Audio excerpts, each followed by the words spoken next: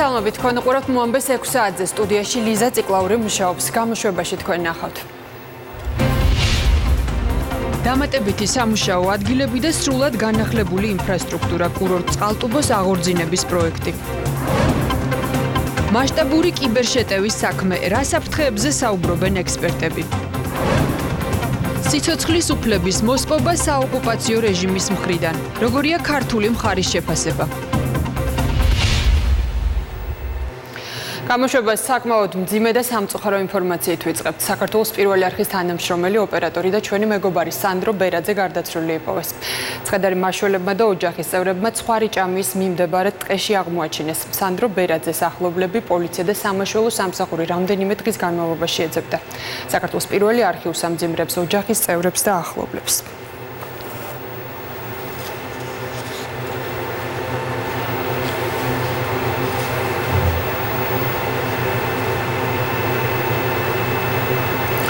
ახლა კი დღეს სხვა ახალი ამბების შესახებ 20,000 ახალი სამუშაო ადგილი, სრულად განახლებული 22 სანატორიუმი და 9 ბალნეოლოგიური აბანო. წყალტუბოში მასშტაბური რეაბილიტაცია იწყება. კურორტის სრული განვითარების ინიციატივა ბიძინა ივანიშვილს ეკუთვნის. პროექტის საკუთარი სახსრებით განახორციელებს, შემდეგ კი ბიზნესს გადასცემს. აღნიშნულ შესაძლებლობას ქვეყნის განვითარების კუთხით პოზიტიური შეფასება უკვე მოჰყვა ბიზნეს სექტორში, განცხადებები გაკეთდა პოლიტიკოსების მხრიდანაც. ახლა თამუნა ციკლაურს დავუთმობ დღეა ეთერს, რომელიც გაკეთებულ განცხადებებს გაგვაცნობს. თამუნა გისმენთ. დიახ, ბიძინა ივანიშვილის განცხადებასა და ინიციატივას, რომლის მიხედვითაც მან დააანონსა და განაცხადა, რომ ის საკუთარი სახსრებით ჩაუდგება სათავეში წყალტუბოს რეაბილიტაციას, გამოხმაურებები უკვე მოყვა აღმასრულებელ ხელისუფლებაში. ამ თემასთან დაკავშირებით ცოტა ხნის წინ განცხადება გაავრცელა პრემიერ-მინისტრმა გიორგი გახარიამ. გიორგი გახარია წერს, რომ ბიძინა ივანიშვილი ყოველთვის საქმით დგას იქ, სადაც სჭირდება ჩვენს ქვეყანას და ხალხს. ასევე პრემიერ-მინისტრის განცხადებაში ნათქვამია ისიც, რომ მას შემდეგ რაც სრულად განხორციელდება წყალტუბოს რეაბილიტაცია, ეს იქნება შესაძლებელი მცირე და საშუალო ბიზნესისათვის განვითარების.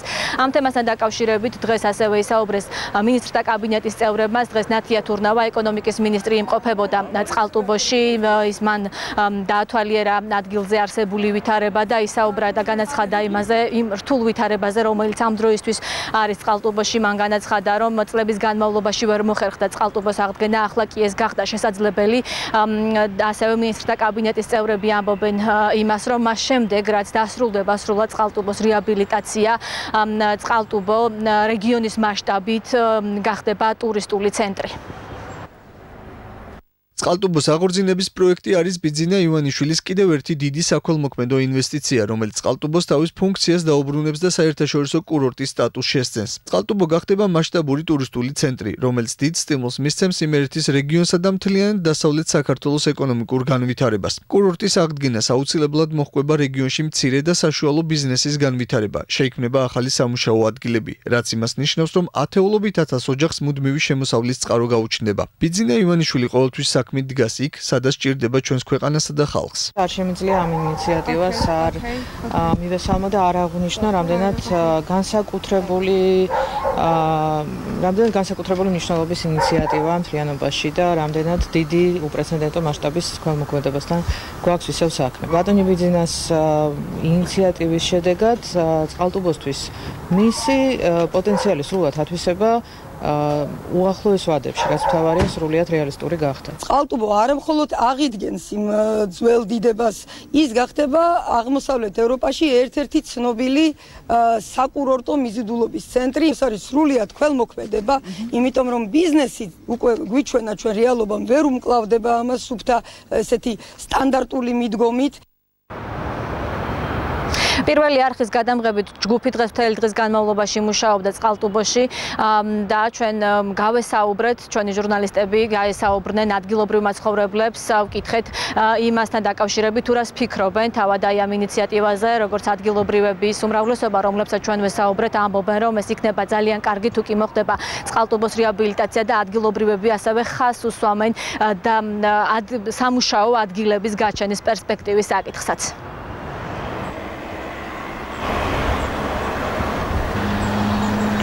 მოსახლეობას წაადგება, რა თქმა უნდა, სამუშაოებიც ექნება, აღორძინდება, ხალხი გაიხარებს, ნორმალურ ცხოვრებაში იქნება.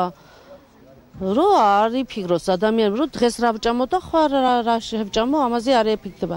როცა დასაქმებული არის ადამიანი, თავისებურად იმედი აქვს ცხოვრების. დასაქმების პრობლემა განსაკუთრებით ახალგაზრდებში არსებობს და ეს არის შესაძლებლობა იმისათვის, რომ ახალგაზრდები მასიურად დასაქმდნენ ამ სექტორში, ან მით უმეტეს ტურიზმის სექტორი არის ძალიან ისეთი საინტერესო ახალგაზრდებისთვის და რა თქმა უნდა იმედი მაქვს, რომ მაქსიმალურად ახალგაზრდები ჩაერთვებიან ამ ინიციატივაში და დასაქმდებიან. დარწმუნებული ვარ ძალიან ბევრი. თუ გიგაკეთებს, კარგი იქნება, მივესალმებით ყველას. თუ გიგაკეთება, წყალტუბოს აღდგება, როგორც იყო ძველად, ძალიან სასიამოვნო იქნება. წყალტუბო იბრუნებს იმ სახეს, რომელიც ოდითგანვე მოდიოდა ჩვენს ქალაქში და ათეული წლებია. ჩვენ დასამწუხაროდ ქალაქში არ ჩადებულია იმ ხელა ინვესტიცია, რასაც ამ ქალაქის განვითარება ქვია. წყალტუბო იბრუნებს ახალ სიცოცხლეს. და ეს ძალიან მნიშვნელოვანია არა მარტო წყალტუბოსათვის, არამედ რეგიონისათვის და მთლიანად საქართველოსათვის. ბიძინა ივანიშვილის განცხადებაში დღეს ნათქვამი იყო, რომ ის გამოისყიდის 22-ვე სასტუმროსა და 9-ვე აბანოს, ასევე ამავე განცხადებაში ქართული ოცნების თავმჯდომარე გამოთქვამს მზადყოფნას და მოუწოდებს ბიზნესს, რომ იმ შემთხვევაში თუ კი მზადყოფნას, რომ პროექტის განხორციელების ნებისმიერ ეტაპზე გაასხვისოს ნებისმიერ ინვესტორზე, ეს პროექტი იმისათვის, რომ მან გააგრძელოს შემდეგ უკვე ოპერირება, ასევე ბიძინა ივანიშვილი საკუთარ განცხადებაში ამბობს, რომ მზად არის დაინტერესებულ ბიზნესს ეს პროექტები მნიშვნელოვანი ფასდაკლებით გადასცეს, თავად ამ ინიციატივასთან დაკავშირებით და აი ამ კონკრეტულ ნაწილთან დაკავშირებითაც დღეს ჩვენ ვესაუბრეთ ბიზნეს ასოციაციის ვიცე-პრეზიდენტს ლაშა პაპაშვილს, რომლის პოზიციაც და კომენტარიც ამ თემასთან დაკავშირებით შეგვიძლია მოვისმინოთ. ჩვენ გვაქვს ინტერესი ამგვარი, რომ აუცილებლად დავინტერესდებით და ვნახავთ ამ პროექტების შესაძლებლობას. ჩვენ უკვე გვაქვს პრაქტიკა ამგვარი აბასტუმანში. იცით რომ მე 10 წელია უკვე მაქვს ქონება სხვადასხვა და ძალიან ნელი ტემპებით ვანვითარებ, იმდენადაც არ იყო ინფრასტრუქტურა. 2 წლის წინ სახელმწიფომ დაიწყო მნიშვნელოვანი ღონისძიებები ინფრასტრუქტურის ნაწილში, ასევე აღდგენითი სამუშაოები ძეგლების და შემდეგ გამოჩნდა ბატონი ბიძინას თავისი პროექტებით და ეს ძალიან დიდი მოტივია ბიზნესის ზოგადად.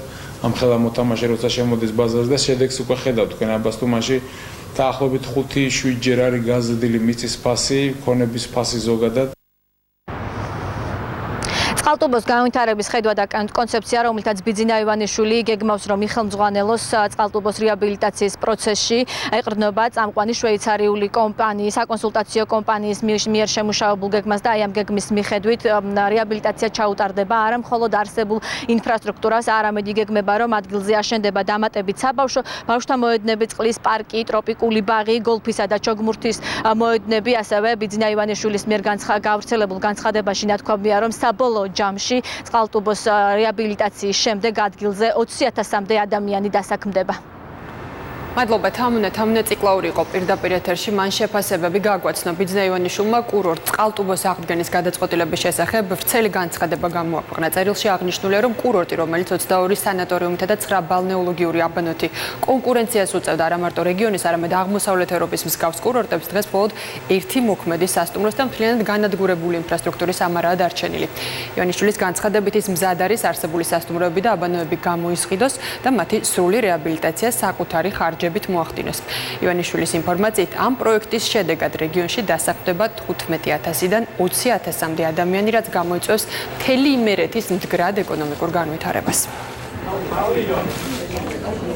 დამოუკიდებლობის მოპოვების პირველივე წლებში პრაქტიკულად გავერანდა წყალტუბოს სამედიცინო და ტურისტული ინფრასტრუქტურა. კურორტი, რომელიც 22 სანატორიუმითა და 9 ბალნეოლოგიური აბანოთი ქმედით კონკურენციას უწევდა არა მარტო რეგიონის, არამედ აღმოსავლეთ ევროპის მსგავს კურორტებს, დღეს მხოლოდ ერთი მოქმედი სასტუმროს და მთლიანად განადგურებული ინფრასტრუქტურის ამარაა დარჩენილი. კურორტის აღდგენა და განვითარება უკვე მესამე 10 წლეულია მრავალ ობიექტურ თუ სუბიექტურ მიზეზთა გამო ვერ შეძლო ვერც სახელმწიფომ და ვერც ბიზნესმა. ვინაიდან სახელმწიფოს ამჟამად არ აქვს რესურსი, რამდენიმე ასეული მილიონის ინვესტიცია განახორციელოს წყალტუბოს სრულმასშტაბიანი რეაბილიტაციისთვის, ხოლო მისი ერთიანი სტრატეგიული განვითარების გეგმის არარსებობის პირობებში ბიზნესიც ინერტულია. მივიღე გადაწყვეტილება პირადად ჩაუდგე სათავეში წყალტუბოს აღორძინების პროექტს. გადავწყვიტე პირადი სახსრებით დავიწყო და მაქსიმალურად შემჭიდროებულ ვადებში განვახორციელო. არა მხოლოდ ამჟამად სრულად ამორტიზებული ტურისტული და სამკურნალო ინფრასტრუქტურის სრულმასშტაბიანი რეაბილიტაცია, არამედ თანამედროვე მიიღოს საერთაშორისო სტანდარტების მოთხოვნით და დაცვით უზრუნველყო მისი განვითარება. წყალტუბოს აქვს ყველა და შესაძლოა მეტი პოტენციალი. უახლოეს წლებში გადაიქცეს რეგიონის ჯანმრთელობის და ტურიზმის დედაქალაქად და ის აუცილებლად გახდება ასეთი. მე გადავწყვიტე გამოვისყიდო უკლებლივ ყველა 22 სასტუმრო, 9 აბანო და მოვახდინო მათი სრული რეაბილიტაცია. კურორტის განვითარების ერთიანი გეგმისა და კონცეფციის ფარგლებში. ბუნებრივია, ჩემი მხრიდან არანაირ მოგებაზე არ იქნება საუბარი, მაქსიმალური ფასი იქნება თვითღირებულება. ამავდროულად მე მზად ვარ დაინტერესებულ ბიზნესს ეს პროექტები გადავცე ფასდაკლებით, ან უფრო მეტიც მნიშვნელოვანი ფასდაკლებით. წყალტუბოს სიახლოვეს ქუთაისთან განთავსებულია ორი თავისუფალი ეკონომიკური ზონა, აეროპორტი და გეგმილია სოფლის მეურნეობის ჰაბის მშენებლობა, რაც ასევე ხელს შეუწყობს ბიზნესისა და ტურისტების მოზიდვას. დარწმუნებული ვარ, რომ ქუთაისის საუნივერსიტეტო ქალაქის მშენებლობასთან ერთად წყალტუბოს სრულფასოვანი რეაბილიტაცია განვითარება იმერეთის მხარეს გადააქცევს ჯანმრთელობის და ტურიზმის ახალგაზრდობისა და განათლების მძლავრ საერთაშორისო ცენტრად. ჩემი გეგმის მიხედვით წყალტუბო უახლოეს წლებში შესაძლებელია გახდეს აღმოსავლეთ ევროპის უმნიშვნელოვანესი მიზიდულობის ადგილი და კონკურენცია გაუწიოს დიდ მოთამაშეებს ცენტრალურ ევროპაში. სანატორიუმების რეაბილიტაცია წყალტუბოში მინიმუმ 8000 ადამიანს დაასაქმებს. მათი აღდგენის შედეგად წელიწადში საშუალოდ 600-დან 800.000-მდე ტურისტის მიღების შესაძლებლობა გვექნება. რომ არაფერი ვთქვათ იმ თამდევ მცირე ბიზნესების განვითარებაზე, რაც მოყვება კურორტის აღდგენას. წყალტუბოს განვითარება იქ მცხოვრები იძულებით გადაადგილებულ პირთა ინტეგრაციის გარეშე წარმოუდგენელია. გარდა ამისა, რომ უკვე დაწყებულია სამუშაოები სანატორიუმებში მცხოვრები ოჯახების შესაბამისი, ღირსეული საცხოვრებლით დასაკმაყოფილებლად. მათ ასევე გაუჩნდება დასაქმების ახალი წყარო და პერსპექტივა. საბოლოო ჯამში რეგიონში დასაქმდება 15,000-დან 20,000-მდე ადამიანი, რაც უპირობოდ გამოიწვევს მთელი იმერეთის მხარის მდგრად ეკონომიკურ განვითარებას და აღმავლობას. რატომ გამიჩნდა სურვილი და მოთხოვნილება ასე საჯაროდ და დეტალურად მესაუბრა წყალტუბოს განვითარების პროექტზე? პირველ რიგში იმიტომ, რომ ქართულ ბიზნესს პირადად ჩემგან მოესმინა, რაც გეგმავდა როგორი ფორმით ვთავაზობ მათ თანამშრომლობას. იმავდროულად ვიცი ამ საქმესაც გამოუჩნდებიან მძაფრი ოპონენტები. სამწუხაროდ თეთრი შავად და შენების ნგრევად გამოცხადება ჩვენს ქვეყანაში ბევრს დღემდე ეფექტურად გამოსდის. ამიტომ საზოგადოების სწორი და დროული ინფორმირება აუცილებლად ჩავთვალებ. დარწმუნებული ვარ, ინფორმირებული საზოგადოება სწორ დასკვნებს გამოიტანს.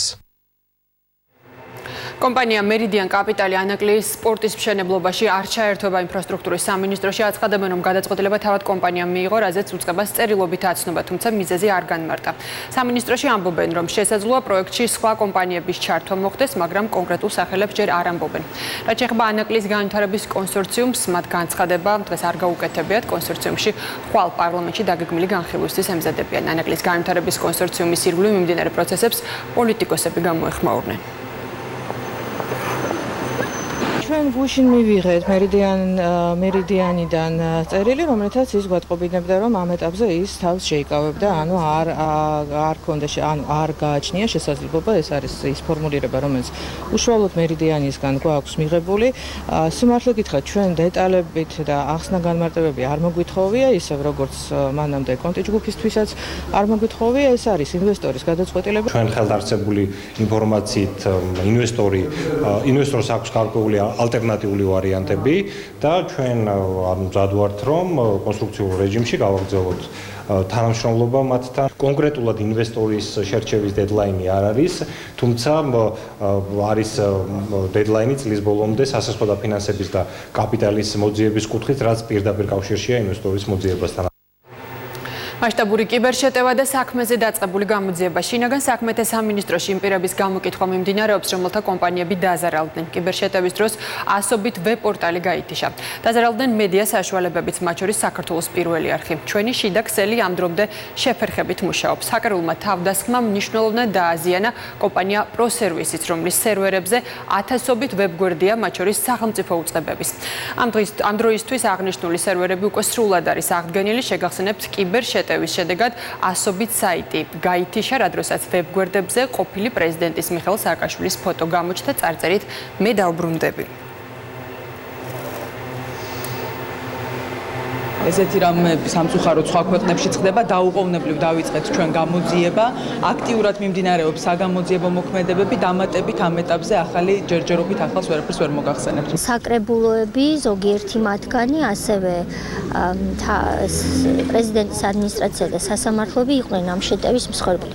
ეს ნიშნავს იმას, რომ მათ მომავალში მოუწევთ, რომ ისეთივე მაღალი სტანდარტი დანერგონ თავისთან, როგორც ეს არის სამთავრობო სტრუქტურებში, იმიტომ რომ ამ კიბერშეტევის მსხვერპლი არ ყოფილა არც ერთი სამინისტრო ან მთავრობის ადმინისტრაცია, რადგან ჩვენ გვაქვს კიბერუსაფრთხოება მაღალი ხარისხით ჩვენ სერვერებზე დანერგილი. მოხდა ძალიან დიდი ჰაკერული შეტევა, რომელიც ესეთი მასშტაბის ჯერ არ ყოფილა მგონი საქართველოზე.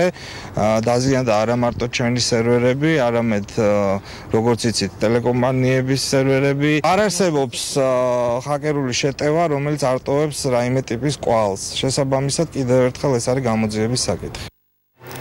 მასშტაბური კიბერშეტევის ეროვნულ უსაფრთხოებასთან კავშირზე საუბრობენ ექსპერტები, სპეციალისტები სახელმწიფოს რეკომენდაციებით მიმართავენ. რა განცხადებები გაკეთდა, ამას უკვე ხათუნა გაგნიძე პირდაპირ ეთერში მოგიყვება. ხათუნი გისმენთ.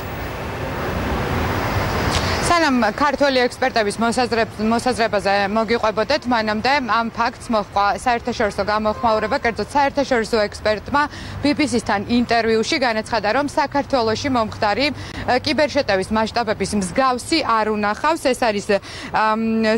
ეს არის სურეის უნივერსიტეტის პროფესორი ალან ვუდვორდი, რომელმაც თავის შეფასებაში განაცხადა, რომ თავდასხმის მასშტაბები და სამიზნეები იძლევა იმის დასკვნის საშუალებას, რომ ეს შეიძლება სხვა სახელმწიფოსგან იყოს დასპონსორებული. პრინციპში უცხოელი ექსპერტის მოსაზრებას ემთხვევა ქართველი ექსპერტების მოსაზრებაც. კიბერუსაფრთხოების სპეციალისტებმა ჩვენთან საუბარში გადაჭრით მიუთითეს, რომ ის პროცესები, რაც მასშტაბურ კიბერშეტევა შეიძლება მოჰყვეს ჩვენს ქვეყანაში, რუსეთის წისქვილზე ასხამს წყალს. მათ ისაუბრეს ამ კიბერშეტევის მიზნებზე და სავარაუდო მიზეზებზე. ერთ-ერთი ვერსიით ექსპერტები მიიჩნევენ, რომ ეს შეიძლება ემსახურებოდეს საქართველოში მიმდინარე ეგრეთ წოდებული ბორდერიზაციის პროცესის გადაფარვის მიზანს ან საქართველოში შიდა პოლიტიკური დაპირისპირების მიზანს. შეიძლება დავაკავშიროთ პოლიტიკურ ვითარებას, თუ ვარაუდობთ რუსულ სპეცსამსახურებს, შეიძლება დავაკავშიროთ იმას, რომ მართლაც მიმდინარეობს გარკვეული პროცესები ბორდერიზაციასთან დაკავშირებით, რომელიც შეიძლება ამის გადაფარვის მცდელობა იყოს ინფორმაციულ ომში. როცა ხდება, მე ვშევდოთ ამ ყველაფერს, ამიტომ რეკომენდაცია ასევე იქნება მეტი ინვესტიცია უსაფრთხოებაში, მეტი ნება იმისა, რომ კიბერუსაფრთხოება იქნეს უფრო მაღალ დონეზე აყვანილი და ეროვნული უსაფრთხოების დონეზე, იმიტომ რომ ინციდენტი, რომელთანაც ახლა გვაქვს საქმე, ეს არის ეროვნული უსაფრთხოების პრობლემა. დგება მომენტი, როდესაც უსაფრთხოების შეგრძნება ზოგჯერ უსაფრთხოებაზე მნიშვნელოვანი ხდება ხოლმე და ეს შეგრძნება როცა იკარგება, უსაფრთხოებაც ბუნებრივია მიდის რისკებში. კიბერსაფრთხეები ზოგადად არ არის 900 იქით არსებული საფრთხე, განსაკუთრებით საქართველოს გეოპოლიტიკური და რუსეთთან გართულებული ურთიერთობის ფონზე. შესაძლებელია მაგალითად ეს იყოს პოლიტიკური მიზნებისთვის, იმ მიზნებისთვის გამოყენებული, რომ პოლიტიკური დაპირისპირება გამოიწვიოს, ნებისმიერი დაპირისპირება, ნებისმიერი ესეთი პროპაგანდისტული მუხტი შემდგომ არჩევნებზე ძალიან ნეგატიურად აისახება ქართულ საზოგადოებაზე და ზოგადად ვერ მოხერხდება კონსოლიდაცია ანტისაოკუპაციო მოქმედებების, დეოკუპაციის წინააღმდეგ ბრძოლის. შესაძლებელია იყოს ეს რუსი ერთ-ერთი კიბერკრიმინალის ექსტრადიციის გამოშურისძიება, სადაც და ისედაც რუსეთის მიერ იყო ინსპირირებული თუ არა, რუსეთის ინტერესი ამ შემთხვევაში კმაყოფილდება აი ამ კუთხით. 28 ოქტომბერს ასეულობით ვებგვერდზე განხორციელებული კიბერშეტევის ფაქტზე შინაგან საქმეთა სამინისტრომ გამოძიება გუშინ დაიწყო. ამ დრომდე მიმდინარეობს აქტიური საგამოძიებო ღონისძიებები, როგორც ცნობილია სხვადასხვა კომპანიებიდან, რომლებიც კიბერშეტევის შედეგად დაზარალდნენ, უკვე ამოღებულია სერვერებზე დანაშაულის ჩადენის მომენტში დარჩენილი ინფორმაცია, თუმცა საგამოძიებო უწყებას ჯერჯერობით არაფერი უთქვამს, გავიდა თუ არა გამოძიება კვალზე, ჯერ ისევ არ არის ცნობილი დანაშაული განხორციელდა საქართველოს თუ უცხოეთიდან. მადლობა ხათუნა გაგნიძე იყო პირდაპირ ეთერში. თევდორე მღვდლის ქუჩაზე არსებულ შენობაში, სადაც აფეთქება მოხდა, სადემონტაჟო სამუშაოები უნდა განხორციელდეს. ადგილზე დილიდან იმყოფებიან სპეციალისტები. მერის შესაბამისი სამსახურის წარმომადგენლების ცნობით, კორპუსში 2 საფრთხის შემცველი უბანი არსებობს, რომლის გამაგრება უნდა მოხდეს. ადგილზე ვითარებას გაეცნო დიდუბის გამგებელიც. მისი თქმით, კორპუსის მაცხოვრებლებს სამაშველო სამსახურის წარმომადგენლების დახმარებით საკუთარი ბინების და ნივთების გამოტანის შესაძლებლობა უახლოეს პერიოდში მიეცემათ. დაზარალებული ოჯახების ერთი ნაწილი ამ დრომდე სასტუმროში რჩება, მეორე ნაწილი კი ნათესავებთან იმყოფება. რაც შეეხება დაშავებულ 77 წლის მამაკაცს, მისი მდგომარეობა კვლავ მძიმეა. ოკუპირებული რეჟიმის მხრიდან სიცოცხლის უფლების დარღვევის კიდევ ერთი შემთხვევა. ახალგორის ეგრეთ წოდებული გადასასვლელის სასწრაფოდ გახსნის მოთხოვნით გამოდის ქეთევან ციხელაშვილი. შერიგების და სამოქალაქო თანასწორობის საკითხებში სახელმწიფო მინისტრი 70 წლის ქალის გარდაცვალების საკითხს გამოეხმაურა. შეგახსენებთ, რომ ოკუპირებულ ახალგორში მცხოვრები მოქალაქე შეუძლოდ გახდა, თუმცა ეგრეთ წოდებული გადასასვლელის ჩაკეტვის გამო მისი თბილისში გადმოყვანა ვერ მოხერხდა, რის შემდეგაც ის გარდაიცვალა. მოსახლეობისთვის არის სასიცოცხლოდ მნიშვნელოვანი ახალგორის გადასასვლელი. სიკვდილ სიცოცხლის საქმეა პირდაპირ გაგებით, სწორედ ამას გულისხმობ. დიახ, ძალიან კრიტიკულ მდგომარეობაში გახლავთ მოსახლეობა. ეს ტრაგედია არ არის ერთადერთი საუბედუროთ და სამწუხაროდ.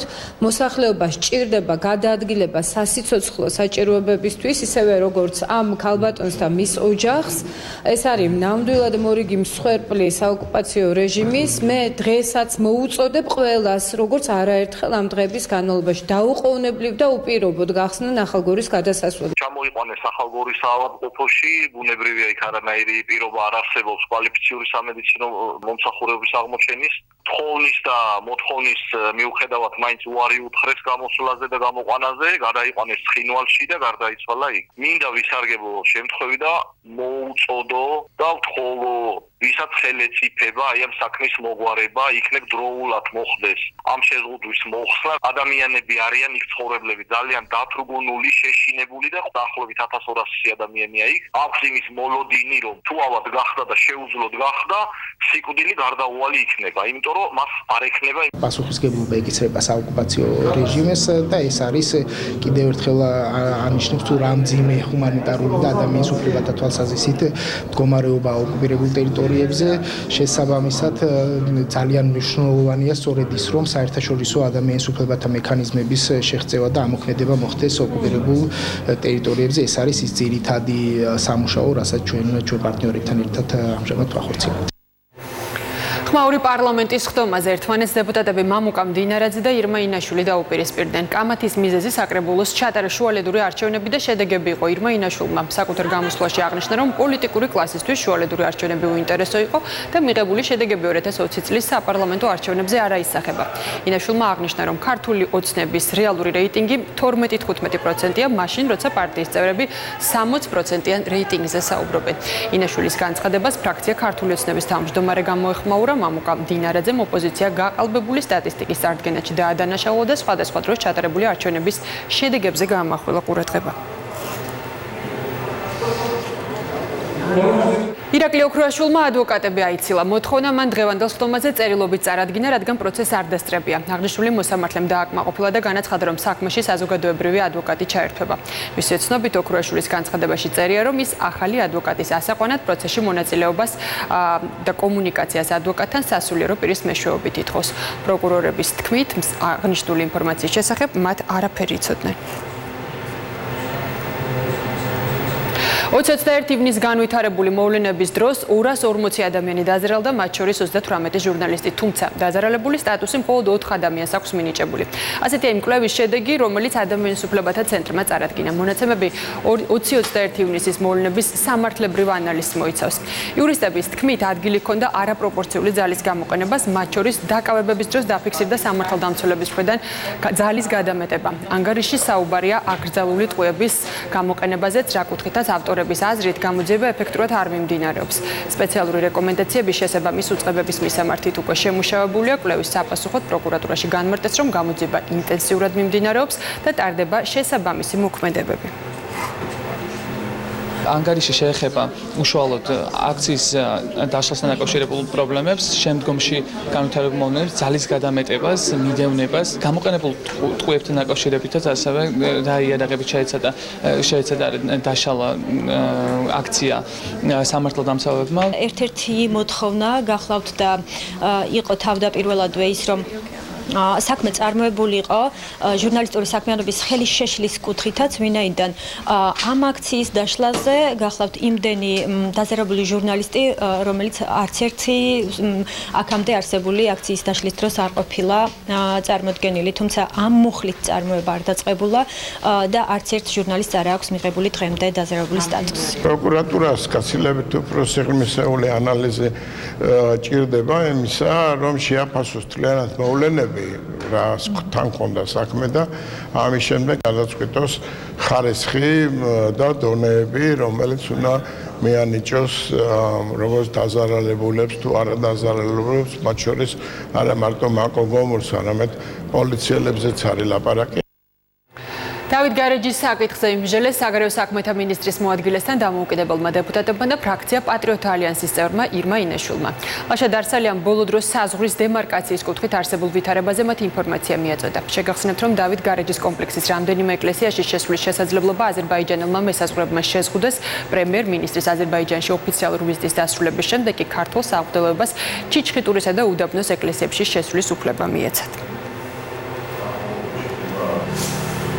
ამ შეხვედრას ჰქონდა უდაოდ დადებითი კონტექსტი, ჩვენ გაცილებით მეტი ინფორმაცია მივიღეთ არა მხოლოდ ტექნიკურ საკითხებზე, როგორ მიმდინარეობს ეს მოლაპარაკების პროცესი, არამედ მათ შორის პრობლემურ საკითხებთან დაკავშირებით და იმ შეუთანხმებელ ტერიტორიებთან დაკავშირებით, ვთქვათ, როგორია აზერბაიჯანული მხარის პოზიცია, რა არგუმენტები აქვთ მათ, რა ასირთულებს აწყდება ქართული მხარე ამ მოლაპარაკებების დროს. ან შევთანხმდით, რომ კიდევ იქნება შეხვედრები და ამ შეხვედრებზე ჩვენ განვიხილავთ ყველა მნიშვნელოვან დეტალს, ყველა მნიშვნელოვან ეპიზოდს, როგორ მუშაობს კომისია, რა პრობლემებია, რა მიღწევებია და ჩვენ შევთანხმდით იმაზე, რომ მუდმივად იქნება ინფორმაციის გაცვლა. სხვადასხვა დეპუტატებს, ვინც თავისუფლზე მოგმართა ასეთი კითხვებით, მივაწოდეთ ინფორმაცია დელიმიტაცია დემარკაციის კომისიის მუშაობის შესახებ. ყველა საკითხი თავისთავად ცალსახად მნიშვნელოვანია და მე ვერ ვიტყოდი, რომ ამ პროცესში არსებობს ცალსახად პოლიტიკური ან ცალსახად ტექნიკური საკითხები. ყველა საკითხი თანაბრად არის როგორც პოლიტიკური, ასევე ტექნიკური. განათლება დასაქმებისთვის პროექტის მეორე ფაზა ევროკავშირმა საქართველოს 156 მილიონი ლარის დაფინანსება გამოუყო. თანხა პროფესიული განათლებისა და შრომითი ბაზრის განვითარებას მოხმარდება.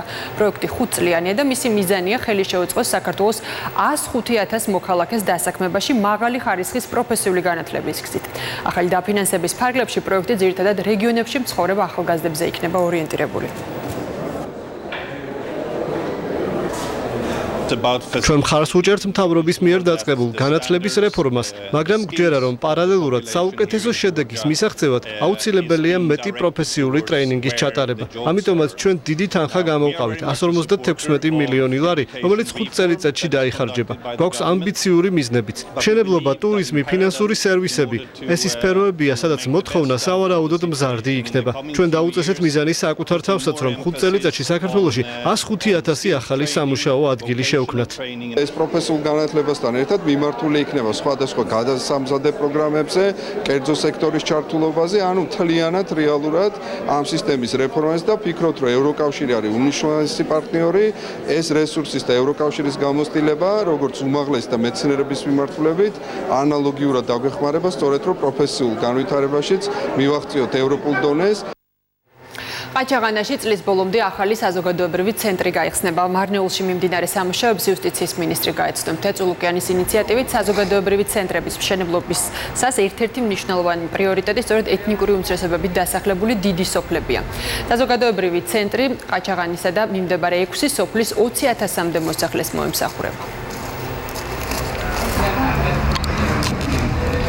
აქ დასაქმდება მინიმუმ 7 ადამიანი სხვადასხვა სიპებიდან, ასევე მნიშვნელოვანია, რომ აქ განთავსდება მუნიციპალიტეტის წარმომადგენელი, 2 ოთახს დაიკავებს, რაც ნიშნავს იმას, რომ ცენტრალური და ადგილობრივი ხელისუფლება ერთი ფანჯრის პრინციპით მოემსახურება ჩვენს მოქალაქეებს.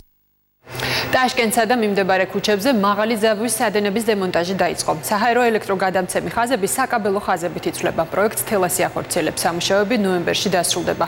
ადგილზე სამუშაოების დღეს დედაქალაქის მერიც გაეცნო.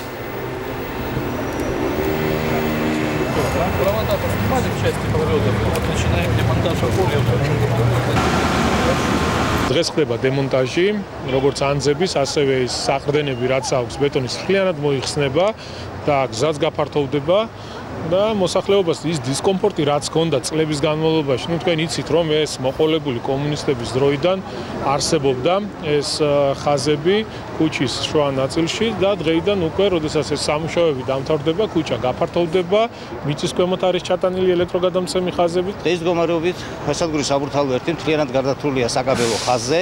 განთავისუფლებულია საჰაერო ხაზი ძაბვისაგან და კომპანია იწყებს ტაშკენტის ქუჩაზე განთავსებული 15 მაღალი ძაბვის ელექტროგადამცემი ანძის და საჰაერო ხაზის დემონტაჟს.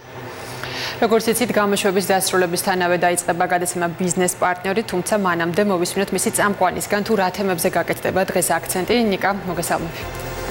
ლიზა, გამარჯობა. ბიზნეს პარტნიორის ერთ-ერთი მთავარი თემა დღეს ანტიდემპინგური კანონია, რომლის განხილვები პარლამენტში მიმდინარეობს. დღეს ეკონომიკის სამინისტროს წარმომადგენლებს ბიზნეს სექტორმა საკუთარი პოზიციები გააცნო, როგორც ირკვევა, მხარეებს განსხვავებული პოზიცია აქვს, კომპანიების ნაწილი ანტიდემპინგურ კანონს ეთანხმება, ნაწილი კი მოწინააღმდეგეა. დღევანდელ გადაცემაში გავიგებთ, რას უკავშირდება მხარეთა პოზიციები და როგორია მათი არგუმენტები. წინ კიდევ ბევრი საინტერესო თემა გელოდებათ, ასე რომ დარჩით საქართველოს პირველ აქცე და უყურეთ ბიზნეს პარტნიორს.